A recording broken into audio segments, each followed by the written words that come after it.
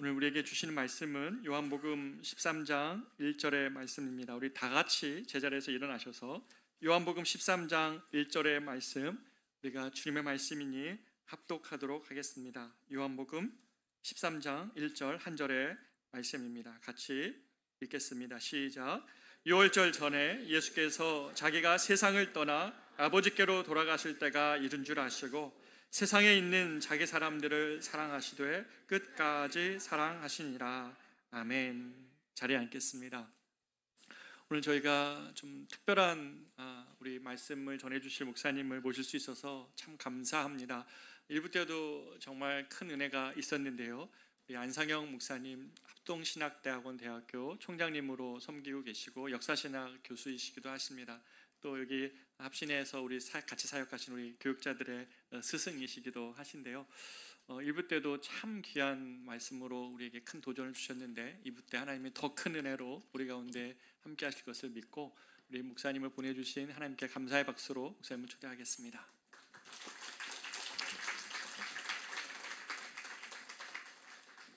안녕하세요. 초대해 주셔서 감사합니다. 처음 초대받았을 때 거절할 수가 없었어요. 왜냐하면 커맨시 교회래요. 그 영어로 커맨시 그럼 명령법이잖아요. 아무리 그렇게 예의를 갖춰서 부드럽게 얘기해도 사실 와라 이거죠. 그 전도하기 좋습니다. 여러분 커맨시 교회 다니신다면 항상 와 보라 이렇게 늘 전도하는 여러분 되시기를 축원합니다. 막상 와 보니까 커맨스 교회에 많은 매력이 있습니다. 정말 와봐야 합니다. 정말 뜨거운 찬양과 또 기도, 또 목사님의 환대, 그리고 잠깐 말씀을 나눴지만 교회 이름 이야기하시면서 교회의 본질이 우리잖아요.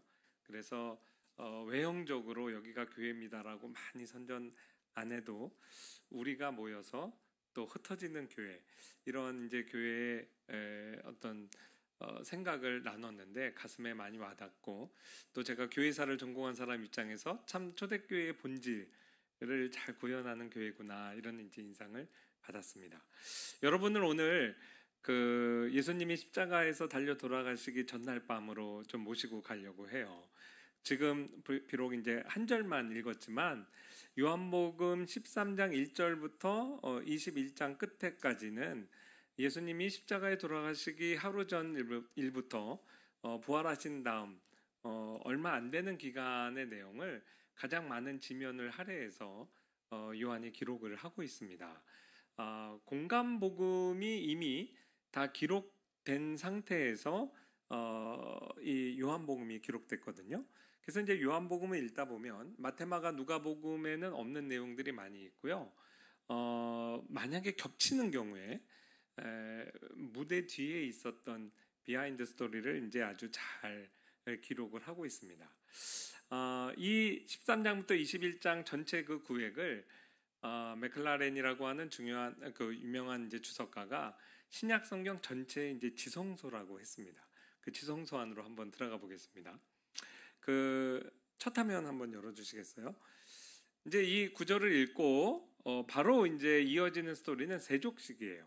여러분 세족식은 공간복음의 기록이 없습니다. 오늘날도 우리가 주일학교 학생들 데리고 나가서 이제 세족식을 하면 가슴 좀 뭉클하잖아요. 그런데 사실 2000년 전에 종들이 하는 일을 하나님이시고 또 제자들의 스승이 무릎을 꿇고 제자들 발을 씻기는 것이 얼마나 충격적이었겠습니까? 사실 유언적인 가르침이에요. 말로만 유언하는 것이 아니라 하늘나라의 통치 원리는 가장 높은 자리에 있는 자가 가장 낮은 자리에 내려와서 발을 씻겨주고 섬겨주는 거야. 행동으로 보여주셨죠. 이 날의 이 감격을 아마 제자들이 죽을 때까지 잊지 못했을 거라 생각을 합니다. 이어지는 장면은 유명한 유월절 만찬, 최후의 만찬이죠. 누가 그린 작품이죠? 레오나르도 다빈치. 원근법 사용했다 해서 이제 미술사에서도 굉장히 중요한 작품으로 알려져 있는데 중요한 것은 이제 이 장면이 어떤 장면이냐는 거예요. 그 예수님께서 너희 중에 나를 팔 자가 있다. 이렇게 이제 말씀한 그 순간에 그 양옆에 6명씩 제자들이 깜짝 놀라는 장면입니다. 그거를 다빈치가 이제 머릿속에서 그 순간 그 장면을 이제 포착한 거죠. 이 순간 장면을 포착했다는 걸 어떻게 알 수 있냐면 그 예수님 편에서 볼 때 오른편에 지금 굉장히 여성스럽게 그린 제자가 있죠. 그 사도 요한입니다. 요한이 지금 이렇게 예수님으로부터 멀리 떨어져 있었잖아요. 사실 1초 전에 예수님 가슴에 누워 있었거든요. 성경에 보면 예수님의 품에 사도 요한이 늘 습관을 따라서 이렇게 품에 안겨서 식사를 했어요. 그게 어떻게 가능하냐면 사도 요한이 언제 처음 예수님의 제자가 됐을까? 초등학교 6학년, 중학교 1학년 정도 나이로 추정이 됩니다. 왜 그러냐면 교회사 전승을 보면 어떤 이제 여러분도 이제 유럽 여행하다가 이렇게 보세요. 그림이나 뭐 조형물 예수님의 12제자를 그릴 때 수염을 안 그린 제자가 사도 요한입니다. 한 명이 등장하면 그게 사도 요한이에요. 그러니까 이제 17세기까지는 대략 이 룰이 적용이 됐는데 실제 그 사람이 턱수염이 있었건 없었건 상관없이 미성년임을 표현할 때 수염을 안 그립니다. 20살이 넘어가면 남자도 20살 넘어서 털 안 나는 사람이 있거든요. 수염 없는 사람이 있어요. 그래도 수염을 막 다 그려요.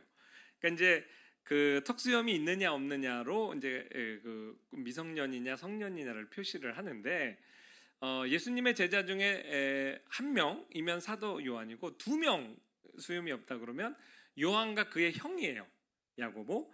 3명까지 안 그릴 때도 있어요. 그러면 이제 안드레일 확률이 굉장히 높고요. 생각을 해보세요. 지금 예수님의 공생의 3년 마지막 순간입니다.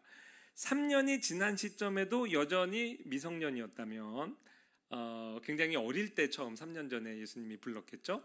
게다가 요한의 친형이 그 시점에도 미성년이었다면 아마 사도 요한은 정말 초등학교 한 6학년 나이 되지 않았을까 생각을 해요. 그러면 좀 이해가 되죠. 그리고 예수님과 이종 사촌간이거든요.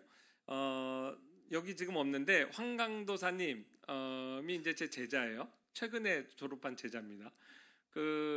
제가 식사하는데 황도사님 일로 와요. 그렇게 품에 안고 식사를 하면 너무 이상하잖아요. 그림이 징그럽죠. 근데 이제 청년 선생님이 저도 초등학교 6학년 남자반만 8년 교사하다가 신학교 갔어요. 뭐 이렇게 어깨 동무하고 이렇게 끌어안을 수도 있죠. 게다가 이제 또 사촌간이니까 그렇게 사도 요한이 늘 습관을 따라 예수님 품에 있다가 예수님이 너희 중에 나를 팔 자가 있다. 그러니까 이제 놀란 거예요. 근데 저는 어려서부터 이 이제 그림을 볼 때 그 2가지 좀 의문이 있었어요. 첫 번째는 뭐냐면 예수님이 그렇게 말씀하니까 사람들이 접니까 이제 막 예수님께 묻거든요. 예수님이 대답을 안 하다가 나와 함께 그릇에 손을 넣을 자가 나를 팔 자다 그러셨죠. 근데 그 다음 장면이 가룟 유다가 손을 넣었죠. 이것도 배경 설명이 필요해요. 6월절 만찬으로 먹는 무교병은 맛이 없습니다. 이스트도 안 넣고 설탕도 안 넣어요. 딱딱하고 고난의 떡이죠. 그 6월절 예식을 따라서 맛없는 빵을 먹고 그 다음에 이제 예식이 끝나면 자유롭게 애찬을 즐기는 거예요. 그때는 뭐 이렇게 찍어서 먹었던 것 같아요. 우리나라식으로 하면 조청 같은 걸 찍어서 먹었죠. 근데 가룟 유다가 참 바보 같다 이런 생각을 했어요. 왜냐하면 아무리 맛있게 먹고 싶어도 좀 참지. 그거를 분명히 예수님이 나와 함께 그릇에 손을 넣을 자가 나를 팔 자다 그랬는데 그거 들켰잖아요. 그러니까 이제 가룟 유다가 좀 어리석다는 생각을 했고 또 하나는 나머지 11제자가 도대체 뭐 하고 있었냐? 아니 나를 배반할 자 같이 그릇에 손 넣는 가룟 유다네 저놈을 잡아야지 이렇게 해서 잡아야 되는 거 아니에요? 여러분은 안 궁금하세요? 하여튼간에 그게 이해가 잘 안 됐어요. 근데 그 주일학교 때도 그랬는데 선생님께 안 물어봤다고. 왜냐면 물어봐도 우리 선생님 모를 것 같아서 아이들도 다 이제 선생님 수준을 생각해서 질문한다고. 우리 아이들이 왜 질문이 없을까? 여러분에게 원인이 있을 확률이 높습니다. 이 그림이 틀렸습니다. 그날의 진실은 이렇습니다. 일단 유대인들의 식탁은 이렇게 디귿자예요. 그리고 반쯤 엎드려서 먹죠. 이렇게 누워서 먹어요. 그런데 12제자의 자리를 우리가 다 알 수 없어도 적어도 4사람 자리를 특정할 수 있어요. 물론 대각선에 위치해 있으니까 베드로의 자리가 반대편으로 갔을 수도 있습니다. 일단 예수님 양옆에 가룟 유다하고 사도 요한이 있어요. 요한은 예수님의 품에 의지해서 누웠고 가룟 유다는 바로 옆에서 찍어 먹었으니까. 그리고 사도 요한하고 베드로가 서로 대각선 자리에 있습니다. 자, 예수님께서 너희 중에 나를 팔자가 있다 큰 소리로 하셨어요. 그러니까 사람들이 웅성웅성대죠.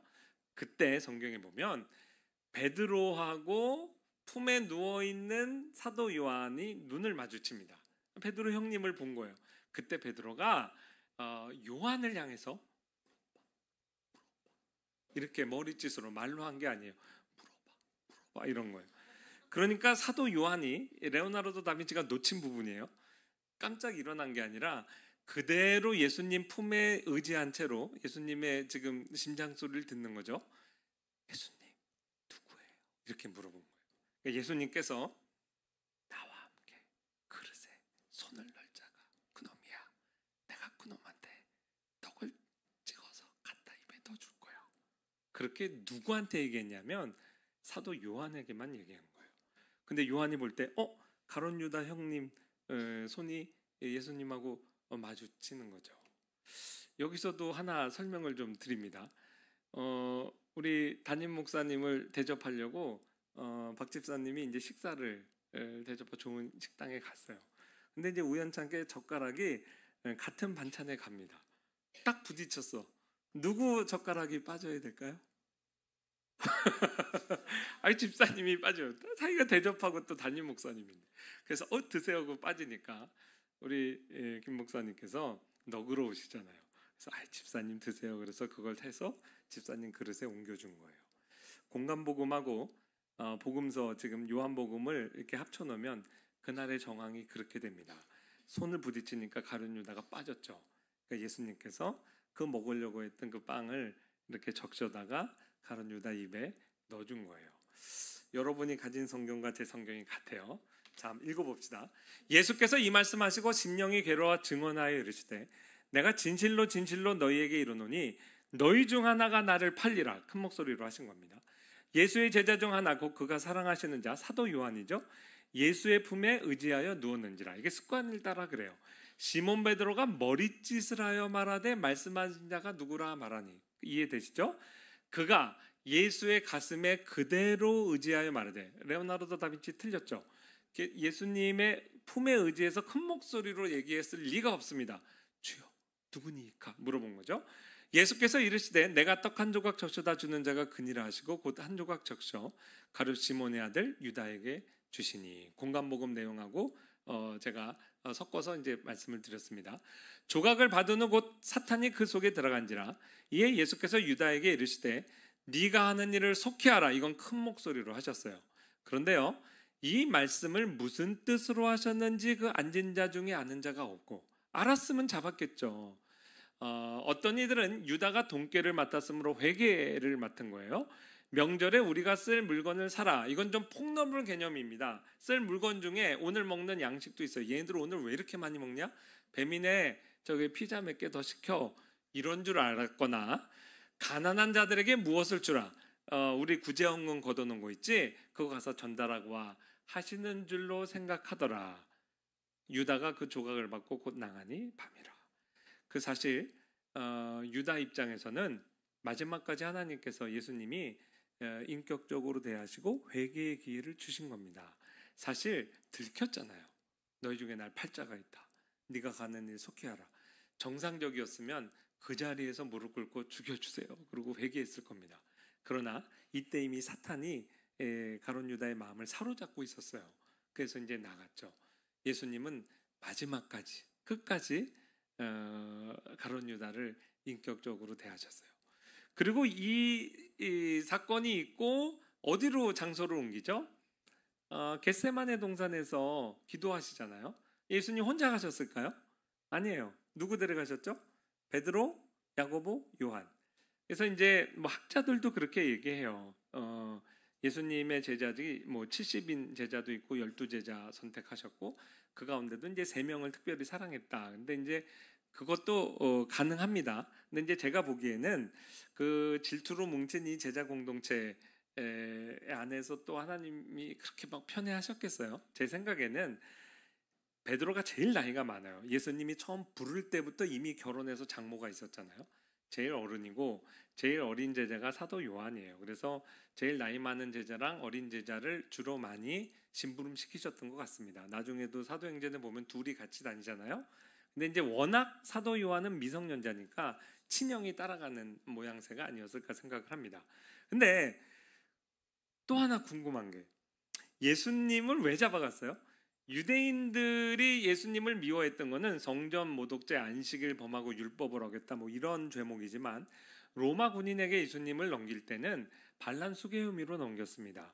유대인의 왕이라 그랬잖아요. 왕정 통치하는 나라에서 내가 유대인의 왕이다 주장하는 것은 국가 반역죄죠.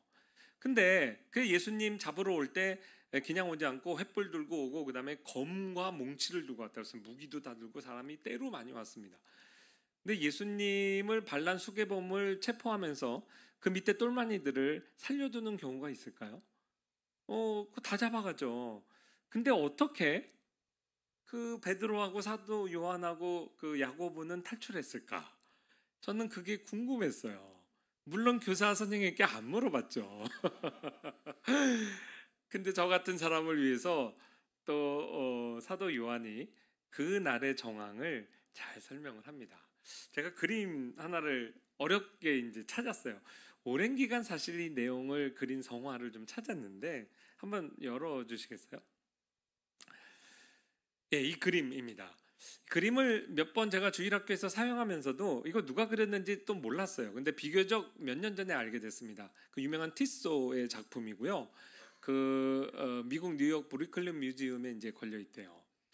예수님께서 어둠의 때가 됐다 이제 가자 그러고 가셨을 때 먼저 예수님이 나아가서 무리를 맞이해요. 너희가 누구를 찾느냐 이렇게 물으세요. 그러니까 거기 이제 대장이 그랬겠죠. 나사렛 예수를 잡으러 왔다. 아마 당당했을 겁니다. 우리나라 사극에서 보면 죄인 안상혁은 나와서 사약을 받으라 뭐 이렇게 이제 그런 당당함이 있었을 거예요. 근데 예수님께서 내가 그니라 그렇게 대답하셨어요. 그런데 내가 그니라 할 때 이것도 요한복음에만 기록되어 있습니다. 예수님을 둘러쌌던 군병들이 한꺼번에 바닥에 내동댕이 쳐집니다. 완전히 자빠지게 돼요. 그 예수님께서 하신 일이에요. 이 군인들을 제압합니다. 여러분 예수님의 3년 공생의 사역 가운데 한 번이라도 예수님이 본인의 신적인 능력을 사용해서 사람을 제압하신 일 있습니까? 없어요. 그걸로 다 그 능력으로 사람을 치료하고 귀신을 내어쫓고 심지어 죽은 자를 살리셨죠. 한 번도 사람을 제압하신 일이 없는데 이 순간만큼이 예외예요. 마치 무협지 소설에 나오는 장풍을 쓰신 것처럼 그 군대를 일시에 다 땅에 매어 꽂으세요. 그리고 나서 예수님이 두 번째 나가서 묻습니다. 너희가 누구를 찾느냐? 의도적으로 또 권위 있게 물으신 거죠. 아까와는 상황이 완전 다릅니다. 완전히 죽음의 공포가 이들을 눌렀을 거예요. 그 상태에서 나사렛 예수를 찾나이다. 아마 굉장히 목소리가 부드러워졌을 겁니다. 그 다음 예수님의 말이 제 가슴을 울컥하게 만들었어요. 왜 예수님이 이렇게 말씀하셨는지. 예수님께서 뭐라고 그러시냐면 너희가 찾는 자가 나니까 나를 찾거든 이 사람들이 가는 것은 용납하라. 이 사람들 누굴까요? 베드로, 요한, 야고보예요. 순간 모세의 홍해의 기적이 일어납니다. 그 군병들 사이에 도주로가 확 열리는 거예요. 여기 지금 이렇게 딱 복도가 열리는 것처럼 예수님이 탈출로를 확보하시고 제자들을 탈출시키신 겁니다. 그러니까 탈출을 했죠. 그래서 그 끝까지 제자들의 육체적인 안위도 생각하시는 예수님의 모습에 마음이 좀 울컥하고요.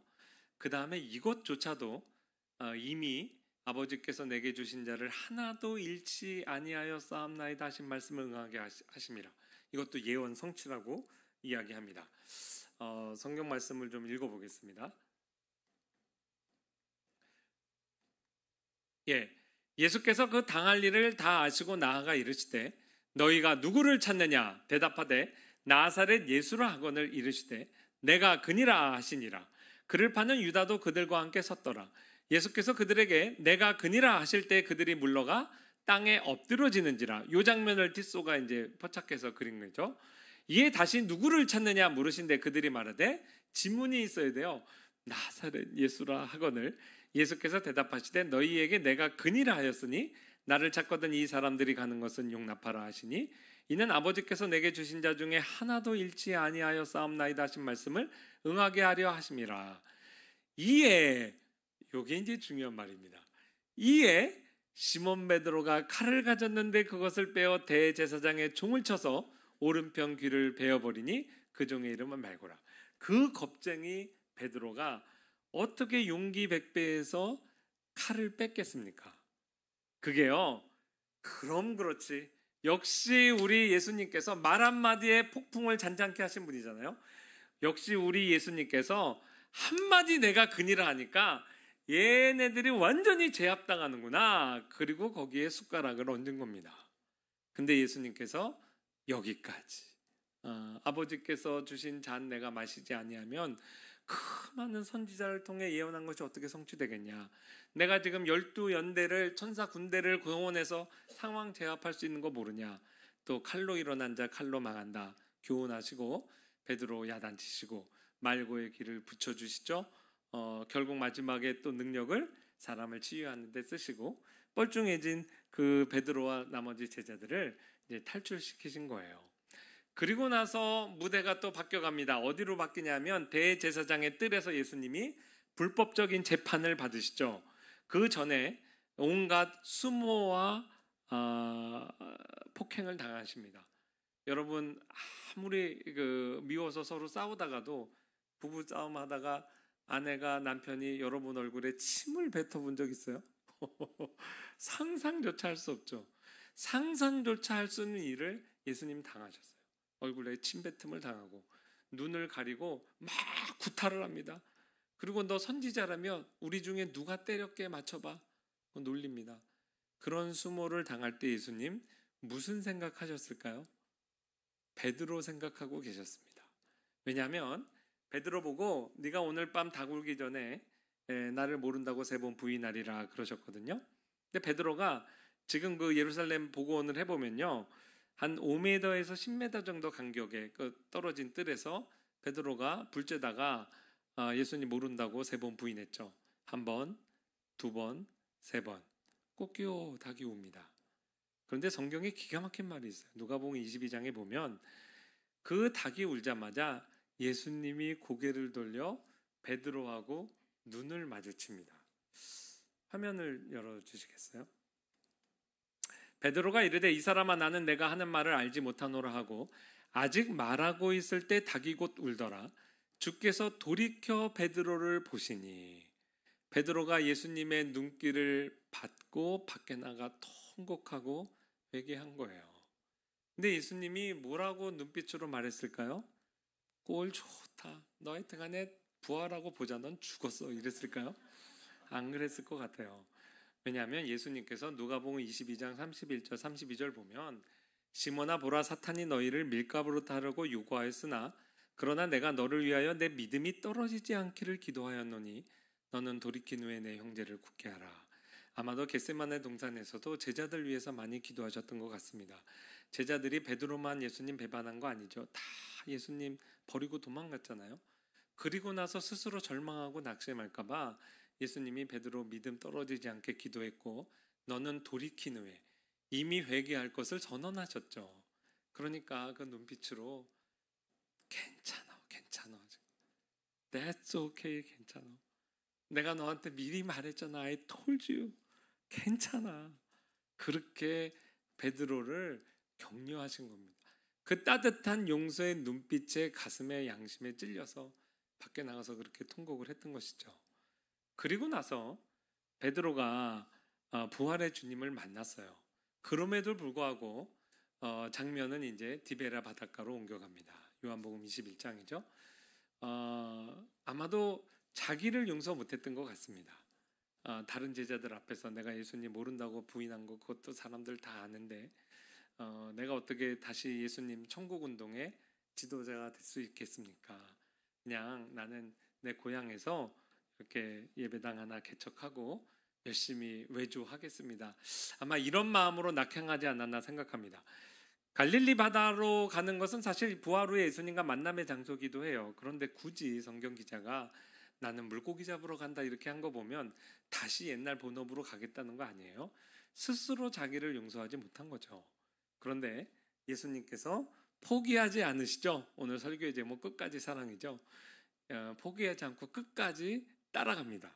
그리고 그 유명한 요한복음 21장 텍스트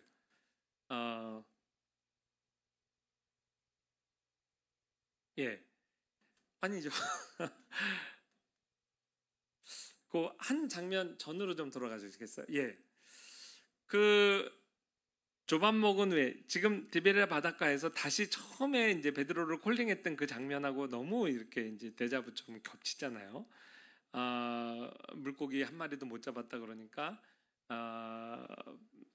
그물을 다시 내려라. 그래서 이제 물고기를 150마리나 이제 잡죠.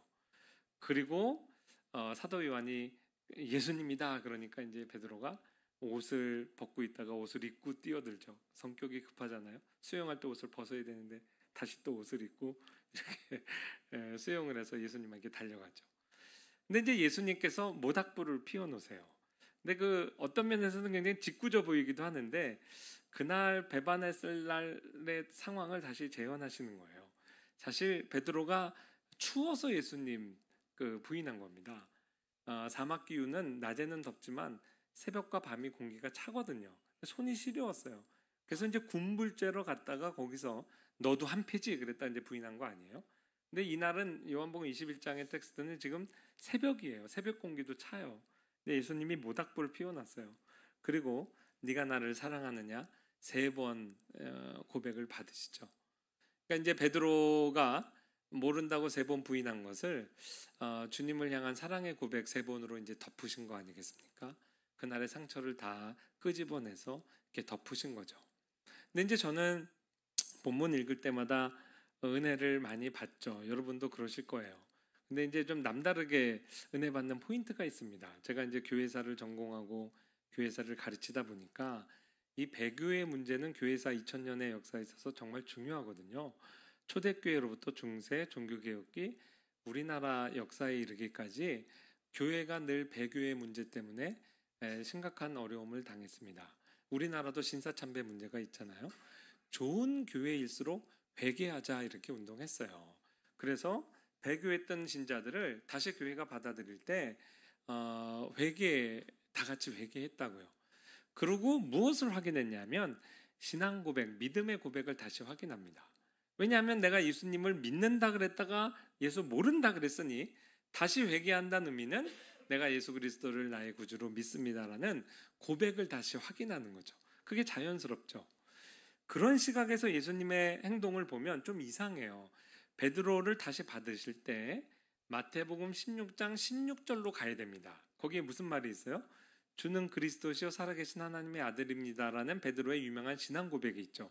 그 고백 위에 예수님께서 자기 교회를 세우시겠다 그랬잖아요. 근데 지금 예수님 모른다고 부인했잖아요. 그럼 너 나 믿는다고 고백한 그 믿음이 진짜냐?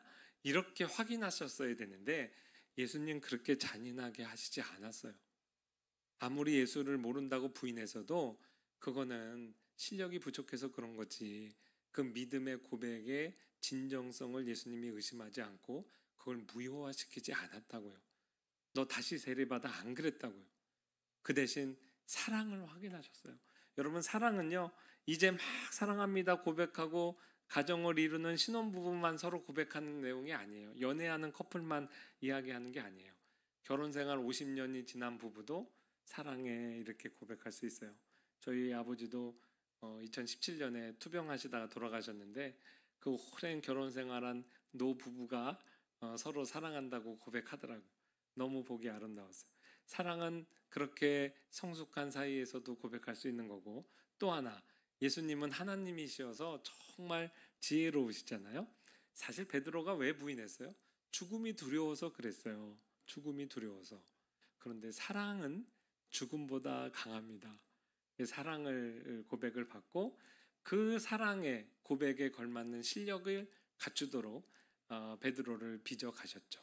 그래서 과연 교회사 전승에 따르면 베드로가 거꾸로 십자가에 매달려 순교하잖아요. 이건 거의 틀림없는 사실입니다. 교회사의 이런 전승들을 보면 베드로가 유독 영광스러운 자세로 그 죽음으로 십자가형을 받았다고 전승되고 있어요. 오늘 요한복음 21장에서도 예수 그리스도께서 베드로가 이러한 영광스러운 죽음으로 하나님께 영광을 돌려드릴 것을 예언하셨습니다. 근데 베드로만 그렇게 순교한 게 아니고요. 사실 베드로 외에 나중에 제자로 가입한 마띠아에 이르기까지 모든 제자들이 다 순교했습니다. 사도 요한만 끓는 가마형을 받고 살아났죠. 그리고 나이 90이 넘도록 하나님이 살려주셔서 요한 서신들을 기록하고 나머지 제자들은 자기 친형 야고보를 비롯해서 다 죽었습니다. 여러분 보시기에 왼쪽 맨 오른쪽에 있는 사람이 베드로고요. 그 옆에 목베임을 당한 사람 바울입니다. 바울은 왜 십자가형을 안 받았을까요? 로마 시민권을 갖고 있었기 때문에 그래요. 시민권 가진 사람에게 극형에 해당하는 십자가형을 로마법이 허락하지 않았습니다. 그래서 인도주의적으로 빨리 고통을 끝내주는 목베임을 당했죠. 그 아래로 내려오면 바델로메는 산채로 가죽 베김을 당했어요. 너무 끔찍해요. 스테판 로크너라고 하는 독일의 쾰른의 미술가가 이거를 그 당시 초대교회 중세교회 전승을 따라 12사도의 마지막 장면을 저렇게 잘 그렸어요. 저 중에는요 인도 첸나이에서 민을창에 꽂혀 죽이는 죽임을 당한 도마도 있어요. 지금도 그 첸나이 지역에 가면 크리스천 인구가 많다고 그럽니다. 어느 날 우발적으로 같이 모여있다 순교한 게 아니에요. 다 각자 자기의 소명의 현장에 따로따로 때로는 2명씩 가가지고 열심히 소명 감당하다가 거기서 이제 순교한 거죠. 다 예수님 모른다고 배반하고 도망갔던 겁쟁이들이 마지막 순교의 현장에서는 정말 성숙한 신앙으로 또한 지극한 사랑으로 이렇게 순교의 자리를 기쁘게 나아갔습니다. 요한복음 21장 마지막 장면에서 베드로가 궁금했던 거예요. 나는 그렇게 순교한다 치고 또 습관을 따라서 예수님의 사랑받는 그 제자, 사랑하신 제자 사도 요한이 거기 품에 누워 있거든요. 이 사람은 어떻게 되겠습니까? 그렇게 물어요. 그때 이제 예수님께서 확고하게 대답합니다. None of your business. 너에게 관련된 일이 아니다. 그냥 너는 네 소명 감당하면 돼. 사도 요한은 요한에게 맡겨진 사실 고난의 잔이 있었죠. 야고보와 요한이 예수님께 나와서 좌의정 우의정 자리를 구했을 때 예수님께서 과연 너희가 내 잔을 마시려니와 그랬습니다. 그래서 예수님 말씀대로 제일 먼저 요한의 친형 야고보가 목베임 당해서 순교하죠. 신약 성경에 나오죠. 그리고 자기가 좋아했던 베드로도 형님도 순교합니다. 나도 언제 순교할까 이렇게 기다렸는데 정말 다른 모든 제자들 순교할 때까지 하나님이 살려두세요. 그리고 자기가 목양했던 교회 교인들이 원형 경기장에서 짐승에게 뜯어먹히는 거 다 봤습니다. 그리고 신천지 같은 이단이 일어나서 초대교회를 막 흔드는 걸 다 봤어요. 산전수전 다 겪고 나이 90이 넘어 하나님께서 주시는 계시의 말씀을 기록하고 그 다음에 이제 순교하게 돼요. 그 다음에 이제 죽게 되죠. 제가 철이 없을 때는 요한은 오래 살아 장수해서 좋았겠다 이런 생각을 했어요. 근데 지금은 전혀 그렇게 생각 안 합니다. 왜냐하면 19세기에 멜랑톤이라고 하는 유명한 또 주석가가 저랑 똑같은 이야기를 했는데 요한도 사실 순교의 잔을 마신 거예요. 왜냐하면 예수님께서 과연 너도 내 잔을 마시려니와 그랬잖아요.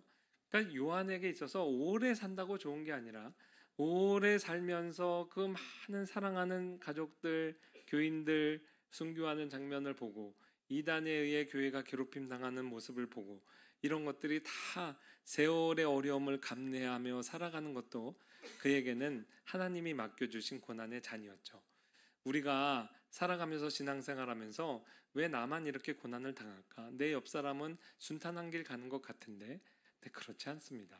다 각자에게 맡겨준 십자가가 있고 각자에게는 그것이 또 다 힘들어요. 근데 하나님께서 그 십자가를 다 감당할 수 있는 실력을 이제 키워 주신 거죠. 그러니까 제자들이 처음에 그 예수님 붙잡히실 때는 그 실력이 없다가 그 이후에는 하나님께서 순교의 자리도 기쁘게 감당하는 그 실력을 이제 갖춰 주신 겁니다. 켈빈 목사님이 500년 전에 이런 얘기를 했어요. 현재 우리는 그리스도와 상당히 멀리 떨어져 있다고 생각한다. 그러나 그분께서는 지금 우리를 바라보고 계심을 우리는 알아야만 한다. 예수님은 현재 세상에 있는 자기 사람들을 사랑하고 계신다. 이 동일한 예수님이 똑같이 포기하지 않고 끝까지 사랑하는 그 사랑으로 여러분을 사랑하고 계십니다. 그 증거가 지금 우리가 이 자리에 나와 있는 거예요. 현재에도 예수님의 끝까지 사랑, 이런 포기하지 않는 사랑이 없었다면 이 자리에 앉아서 예배드릴 사람은 아마 없다고 생각을 해요. 마지막으로 잠깐 일부 예배 때는 나누지 못했는데 그 화면 돌아가 보시겠어요? 저도 이제 많은 제자들이 있잖아요. 예수님이 제자 사랑을 끝까지 사랑의 모범을 보이셨는데 이 사랑을 나는 또 어떻게 실천할까 이제 고민하지 않을 수 없었습니다. 지난 한 학기 동안 총장으로 학교를 섬기면서 깨달은 게 있어요. 목양의 본질은 기도구나. 결국 내가 내 제자를 섬기는 게 아니라 예수님이 끝까지 사랑으로 예수님의 제자들을 사랑하시는 것을 나는 기도로 수정두는 거구나, 그렇게 생각을 하고 우리 학생들 기도 제목 갖고 열심히 기도하기 시작했습니다. 그래서 이제 한 학기에 한 3번, 예전에는 없던 기도회를 만들어서 그 기도회를 학생들 기도 제목 갖고 기도할 때 항상 이 말씀을 나눴어요. 우리가 누군가를 위해서 기도할 때는 적어도 엘리사처럼 해야 된다. 엘리사가 수넴 여인의 죽은 아들을 살릴 때 그 시체에 자기 눈에 눈을 맞추고 코에 코를 맞추고 입에 입을 맞추고 손을 잡잖아요. 그게 무슨 의미 같아요? 차가운 시체에게 내 온기를 전달해서 차라리 내 생명을 취하고 이 아이 살려달라는 부르짖음이 아니었을까 생각을 해요. 거의 저는 그렇게 이제 확신합니다. 여러분 2017년에 저희 아버지 돌아가셨을 때 이제 입관할 때 저도 사랑하는 아버지를 이렇게 시체를 쓰다듬긴 했는데 입에 입은 못 맞추겠더라고요.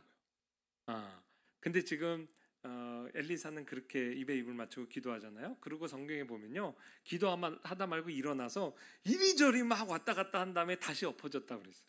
오늘날로 제가 풀어 설명하면 막 푸시업을 100개 하는 거예요. 펌핑이 되죠. 그럼 몸에서 막 열이 나죠. 그럼 다시 시체 위에 올라간 거예요. 왜? 시체가 차가우니까 내가 엎드렸더니 오히려 내 몸이 차지는 거야. 그래서 일어나서 막 다시 몸을 뜨겁게 달궈서 살려달라고. 그러니까 기도를 하되 우리가 누군가를 위해 기도할 때 적어도 모세처럼, 엘리야처럼, 엘리사처럼 이렇게 기도하자 하고 이렇게 기도회를 인도해요. 1학년 학생들 중에 이제 뭐 이렇게 여기 지금 이걸 만들어 주신 저희 부속실 목사님도 계신데 학생들 한 명 한 명의 기도 제목을 이런 식으로 합니다. 예를 들어 김현별 전도사, 그러면 삶을 살아가며 맞닥뜨리는 모든 일 가운데 은혜 의식을 가지고 주님에 대한 찬양과 감사로 이겨낼 수 있기를 기도합니다. 그러면 전교생이 그 순간 아멘 그래요. 그 기도 제목을 한 학년 기도 제목을 읽기만 해도 40분이 가더라고요. 그렇게 시간이 안 돼서 3가지를 내고 그 중에 하나를 이제 제가 선창하면 전체가 기도해요. 왜 이 한 학생만 보여주냐면 좀 특별해서 그래요. 합신 50년 역사 가운데 제일 어린 학생 19살에 대학원에 입학했어요. 오, 그게 어떻게 가능할까? 중학교 3년을 검정고시로 1년에 패스하고 고등학교 3년 과정을 1년에 패스했어요. 그래서 대학교 4년 가고 그 다음에 이제 입학을 했습니다. 이 학생들 기도 제목 받기 위해서 제가 맨날 새벽 끝나고 또 밤에 8시에 학생들 2시간씩 면담을 해요. 그래서 제 그 기도 수첩에 한 학생의 기도 제목을 빼곡히 적고 그 중에서 이제 공개되는 기도 제목 동의를 얻어서 전체 학생에게 나눠주고 실제 제가 하는 건 이제 한 번 그렇게 하죠. 그 은혜가 있어요. 학생들 그 시간에 이제 기도를 하니까. 그리고 나서 또 이제 하는 일은 뭐냐면 저희 그 총회에 소속된 교회 중에 저희 학교를 한 달에 교회 이름으로 10,000원을 후원하면 제가 그 교회를 찾아갑니다. 물론 찾아가는 교회는 100명 이하의 작은 교회들, 특히 제 제자들이 개척한 교회들 중심으로 가요. 제가 찾아갈 대상이 약 800개 정도 교회가 되더라고요. 그럼 이제 갈 때 학교를 한 달에 10,000원이나 후원을 하니까 제가 가서 감사해서 그 교회에 이제 기도 제목을 갖고 와서 이런 식으로 학생들하고 그 후원 교회를 위해 기도하는 거예요. 근데 이제 이렇게 계획만 세웠는데 저희 그 동문 선배 목사님들이 개척 교회 갈 때 어떻게 빈손으로 가냐. 그래서 책을 쓰신 분들은 책을 기증하고 또 어떤 분이 500만 원을 기증해서 빈손으로 안 가고 책 한 5-6권 들고 또 후원금 한 20-30만 원 들고 가요. 그래서 이제 가는 길이 가볍죠. 지난 학기 25개, 지금까지 한 25개 교회 정도를 방문했는데 그 중에 절반은 10명 이하의 교회들이에요.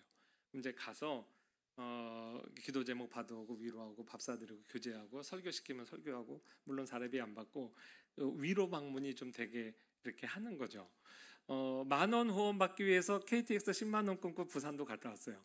그러니까 이 의미는 뭐냐면 펀드레이징 한다기보다는 학생들에게 지금 목회 현장을 보여주는 거예요.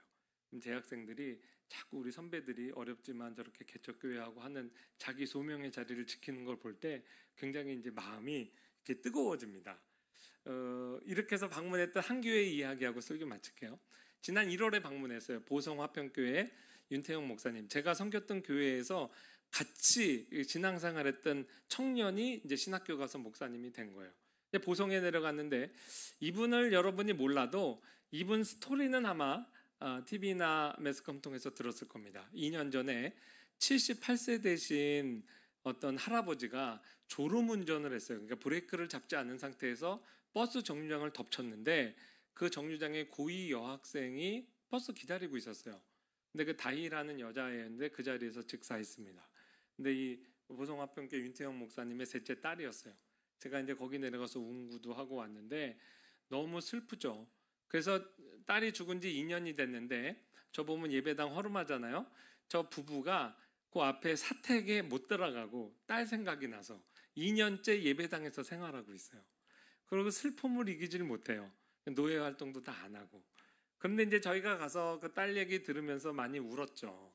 그 1주년 됐을 때 추념식을 하려고 그 다희 친구에게 카톡으로 친구들 오면 다희 이야기하면서 내가 선물 준비해 둘 테니까 한번 와라. 그래서 맥시멈 50명 올 거를 기대했는데 맥시멈 몇 명 할게요? 300명이 왔다. 전교생이 다 왔어요. 그렇게 이제 그런 얘기 들을 때 마음이 되게 이제 짠했습니다. 그런데도 이제 저희가 가서 느꼈던 건 뭐냐면 이 윤태훈 목사님이 보성에 내려가자마자 한 일이 교통 정리하는 거 매일 아침마다 가서 그거 활동을 지금 10년이 넘도록 하고 계세요. 거기에 아주 기독교를 싫어하는 경찰관 아저씨가 있었는데 자기 아내를 박해하다가 당신 교회에 다니려면 보성화평교회 가는 것만 허락하겠다고 내가 10년을 지켜봤더니 그 목사가 진짜더라. 근데 그런 식으로 이제 지역 주민의 마음을 얻은 거죠. 근데 다이 죽고 나서도 그 일을 계속 하신대요. 매일. 그리고 이제 목요일만 되면은 붕어빵 370개 구워가지고 저렇게 전도해요. 전도하는 모습 보니까 너무 가슴이 뭉클했어요. 그 붕어빵도 얼마나 맛있는지. 제가 아주 조심스럽게 좀 저희 학교 오셔서 채플 인도 좀 해줄 수 있냐 그랬는데 어렵게 승낙하셨어요. 그래서 지난 5월달에 저희 이제 학교에 와서 설교를 해주셨습니다. 물론 이 교회 제가 이제 소개할 때 교회 기도 제목 갖고 우리가 기도했어요. 내 아픔을 벗어나 성도를 먹이는 힘을 주옵소서. 그럼 우리가 다 아멘 했습니다. 물질을 넘어 주님을 줄 수 있게 하옵소서. 아멘. 그리고 제가 그림을 저희 학교에 오셨어요. 저희 학교에 오셔서 정말 은혜롭게 말씀 전해주셨는데 그리고 나서 알았어요. 2년 만에 처음 외출하신 거래요. 근데 이제 저희가 어떤 생각이 들었냐면 예수님의 제자들도 다 각자 고난이 있죠. 개척교회라고 왜 하나님께서 고난을 면해주지 않더라고요. 그런 자기의 고난의 잔이 다 있는데 그 고난의 잔을 마시면서도 자기 소명의 자리를 이제 꿋꿋이 지키는 실력을 갖춘 예수님의 제자가 된 것을 이제 보았습니다. 그러한 모습이 우리의 이제 가슴을 울리고 우리도 그러한 식으로 예수님의 끝까지 사랑에 적용하면 되겠다 이런 생각이 들었습니다. 여러분 우리가 다 이 자리에 앉아 있다는 것은 예수님의 끝까지 사랑 포기하지 않는 사랑으로 왔어요. 그럼 이제 그 사랑을 흘려보내야 됩니다. 변해야 되죠. 여러분 제가 사도 요한도요 얼마나 사람이 원래 이기적인 사람이었는지 몰라요. 공간복음에 기록된 사도 요한의 모습을 보세요. 욱하는 마음에 하늘에서 불이 내려서 사마리아 성사 다 죽여버리죠. 예수님 이름 우리를 따르지 않으므로 예수 이름으로 귀신 쫓아내는 사람 내가 금했습니다. 또 배타적이죠. 얼마나 교만해요. 자기 집안이 빵빵하다고 예수님 다른 형님들 쟁쟁한 형님들 많은데 나를 우의정 좌의정 시켜주세요. 그랬던 사랑이 없던 사도 요한이 요한서신에 가면 사랑 계속 사랑의 사도가 됐고 마지막 유언도 서로 사랑하라 이렇게 변화됐어요. 어떻게 그렇게 변화됐을까? 예수님이 그 미숙한 요한을 가슴에 품으신 거예요. 그 예수님의 심장 소리를 들으면서 변화됐다고. 베드로에게는 포기하지 않고 끝까지 따라가시고 예수님의 끝까지 사랑이 각 사람에게 임하는 양식도 다 다릅니다. 그러나 성숙한다는 면에서 다 동일하죠. 우리가 이 자리에 다 앉아있지만 각자 믿음의 분량이 달라요. 그러나 예수님이 요구하시는 그 사랑에 나는 최선을 다해서 지금 잘하면 돼요. 그리고 나름대로 최선을 다해서 그 소명의 자리를 지키면 됩니다. 그리고 흘려보내기 바래요. 그러면 이 초대교회의 부흥의 역사가 계속해서 커맨시 교회의 부흥의 역사가 계속해서 끝까지 주님 오실 때까지 이루어지기를 기대하고 또 그렇게 축원합니다. 기도하겠습니다. 하나님 아버지 감사합니다. 오늘 이 아침에 저희가 예수 그리스도의 끝까지 사랑에 대해서 배웠습니다. 하나님 아버지 이 사랑으로 우리를 지금까지 인도하신 것 인하여 찬양을 드립니다. 또한 우리 주변에 나에게 맡겨주신 영혼들을 또한 주님의 끝까지 사랑으로 품으라 명하신 것 인하여 감사드립니다. 각자 부르신 소명의 현장 지키게 하옵소서. 그곳에서 당하는 십자가의 고난들 감수할 수 있도록 도와주시고 저희의 실력을 늘려주셔서 참으로 주님을 사랑한다는 고백에 걸맞는 실력을 갖춘 제자들로 주님께 귀하게 멋있게 쓰임받는 우리 모두 될 수 있도록 주님께서 복 주시옵소서. 예수님의 이름으로 기도합니다. 아멘.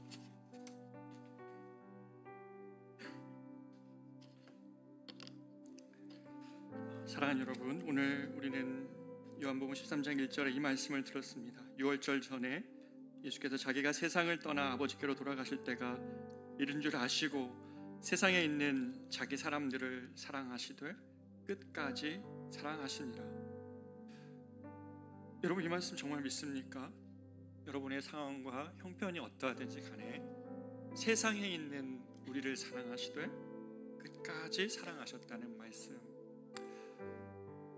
예수님이 우리의 신앙의 차가운 고백을 원하시는 것이 아니라 이 고백 지킬 수 없는 우리의 믿음의 연약함과 세상에서의 우리의 짐들 다 아시지만 주님 확인하고 싶으신 한 가지는 네가 나를 사랑하느냐에 대한 답이었다는 것이죠.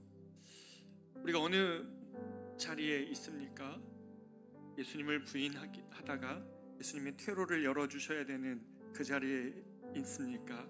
아니면 예수님 부인하고 있다가 그 요한복음 21장에서 네가 나를 사랑하느냐 3번 물으시며 그가 3번 부인했던 것을 인격적으로 회복하시는 주님 앞에 서 있습니까? 아니면 주님 사랑하다가 12제자처럼 자기의 소명의 자리에서 주님 앞에 생명을 내어놓으며 주님 사랑 고백하며 그 자리를 감당하고 있습니까? 믿음, 소망, 사랑이 다 있다 할지라도 그 중에 제일은 사랑이라고 말씀하셨습니다. 우리의 믿음을 든든히 뒷받침하는 것도 사랑이요, 우리의 소망을 든든히 뒷받침하는 것도 주님을 향한 사랑입니다. 이 사랑 없이 신앙생활이 이루어질 수 없기에 오늘 이 자리에 예배를 드리는 우리에게 주님은 가장 위대한 고백이 아니어도 지금 네 모습 안에서, 너 형편 안에서 네가 나를 사랑하느냐 물으십니다. 오늘 우리가 이 찬양 부르면서 주님 앞에 나아갈 때에 하나님, 내가 다 표현하지 못하고 내가 다 주님 닮지 못해도 나 주님 사랑합니다 라고 찬양하며 나가겠습니다.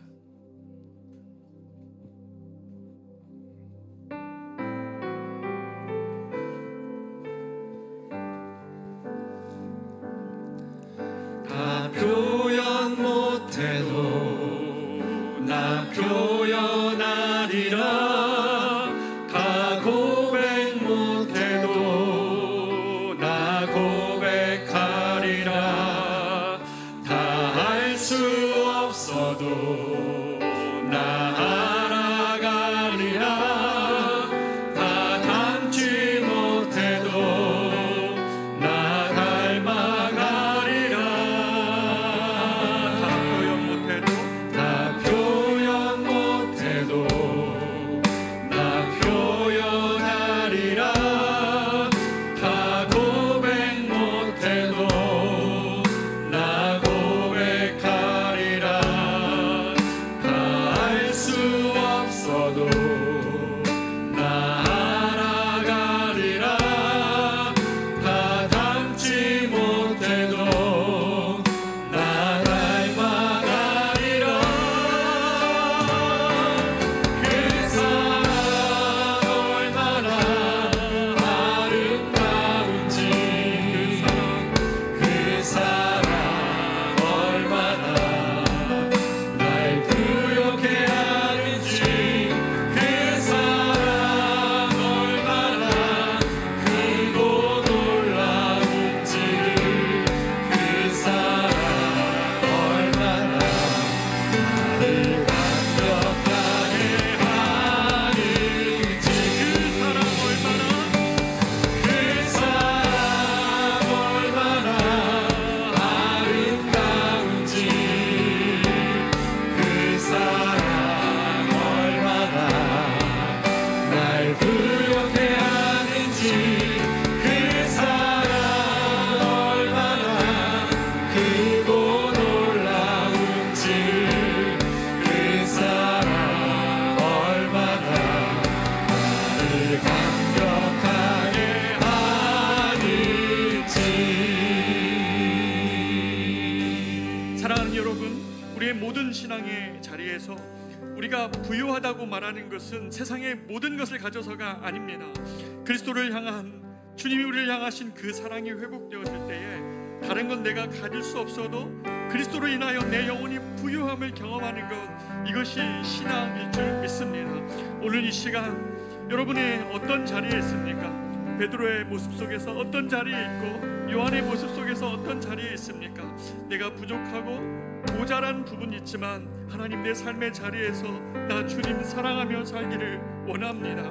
내가 지금 눈앞에 보이는 것 없으나 주님이 내 삶을 사랑하시는 것 알기에, 나를 얼마나 인격적으로 사랑하시는 것 알기에 나도 주님 사랑하며 하나님 이 상황 속에서 주님께 반응하며 나아가겠습니다. 주님 함께하여 달라고, 우리가 이 사랑을 회복하기 위하여 같이 한번 기도하며 나아가겠습니다. 기도합니다. 존귀하신 하나님, 오늘 이 아침에 이 말씀을 하나님 아버지, 우리의 사랑에, 우리의 삶이 가장 깊은 그 사랑 얼마나 날 부욕해 하는지, 그 사랑 얼마나 크고 놀라운지, 그 사랑 얼마나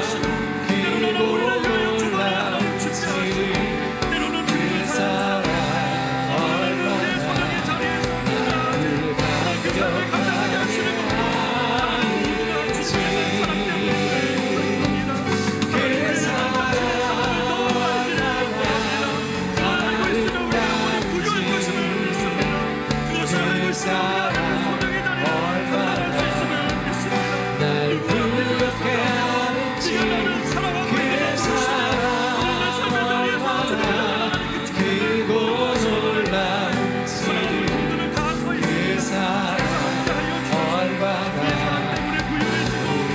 감격하게 하는지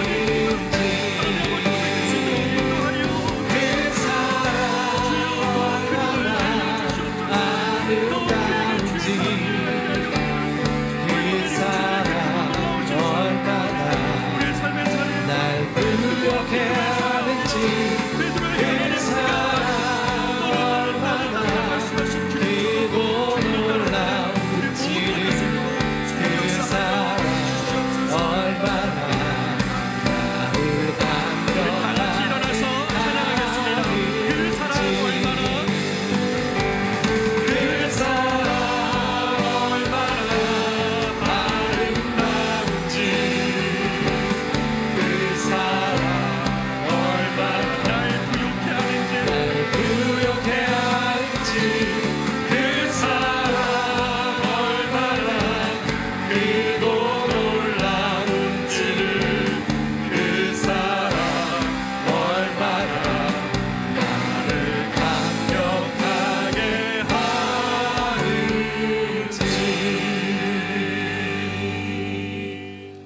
안성현 목사님 나오셔서 축도함으로 예배를 마치겠습니다.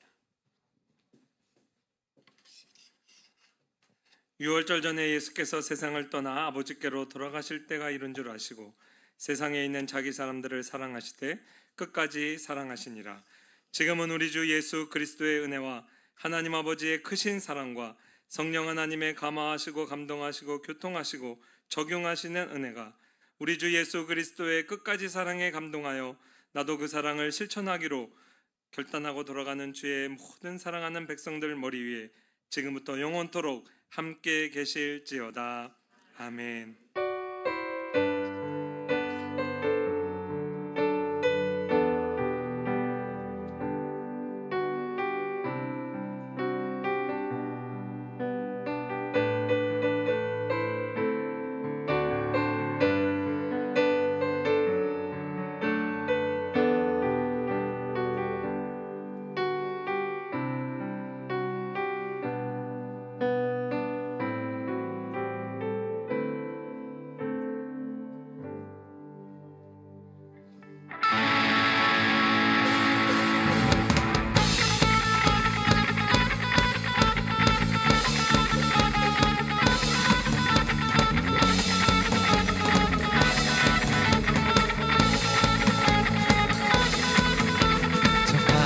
보다도 더 넓고 저 산과 하늘보다 더 높은 주님의 은혜가 이곳에 가득해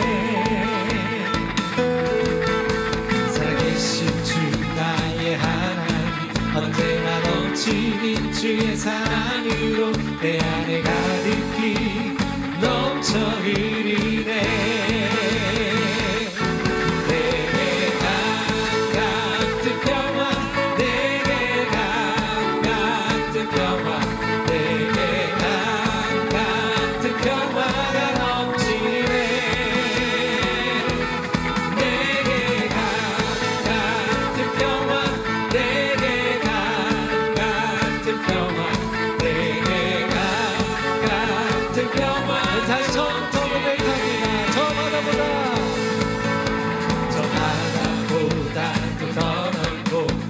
산과 하늘보다 더 높은 주님의 은혜가 이곳